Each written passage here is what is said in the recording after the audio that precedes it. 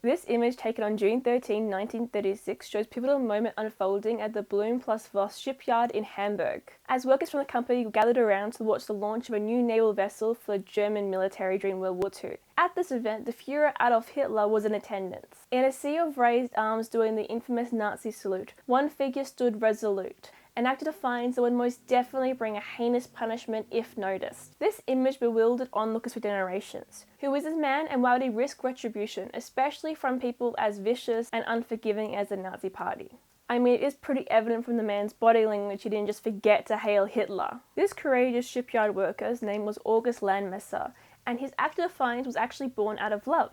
Let's jump back in time to 1931. At the time, Germany's economy was in tatters, and many people were still going hungry and struggling after the consequences of the First World War. Ironically, Landmesser's journey started with a misguided alliance, the ideology that would later become his sworn enemy. Absolutely desperate for employment during Germany's economic turmoil, he turned to the Nazi Party, naively believing they would be able to provide a more stable future for him and his family. Little did he know that this decision would actually set the stage for a rather remarkable act of defiance and a profound test of character.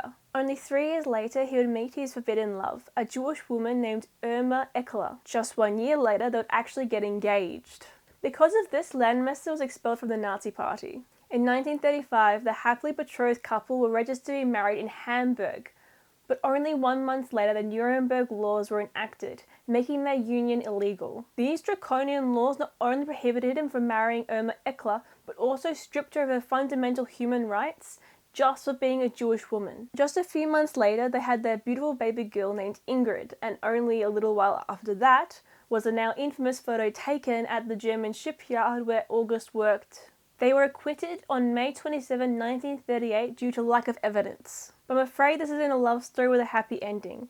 Things only really got worse for August Landmesser and his family. In 1937, Landmesser attempted to flee Nazi Germany to Denmark with his family. Sadly, they were stopped at the border and he was charged with dishonoring his race. He argued that neither he nor Eckler knew that she was fully Jewish, with a warning that a repeat offence would lead to a multi-year imprisonment. The couple publicly continued their relationship, and on July 15, 1938, they were arrested again. Landmesser was sentenced to 2.5 years in Bergamo concentration camp. Eckler was detained and held at Fuhlsbüttel prison. Sorry about the pronunciation. From there, Eckler was sent to Oranienburg concentration camp, then to Lichtenberg concentration camp for women, finally to the women's concentration camp called Ravensberg.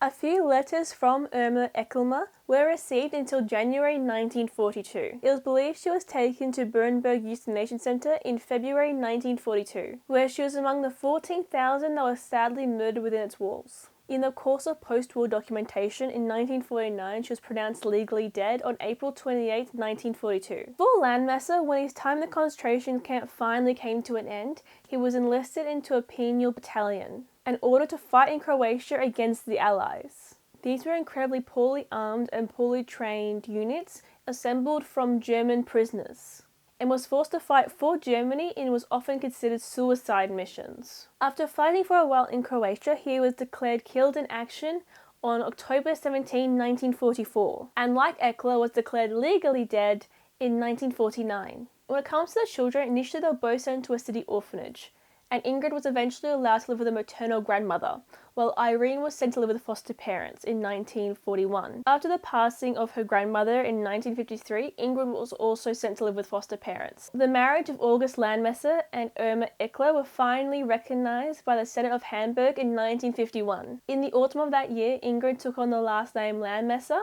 while Irene chose to continue her last name being Eckler. While the names of August Landmesser and Irma Eckler might not be as widely recognized as other historical figures, their stories powerfully remind us of the true heroism that often resides in ordinary individuals who choose to take an extraordinary stance against injustices. Anywho, I know this is a very sad story, but I hope you still found it fascinating, and thank you so much for watching.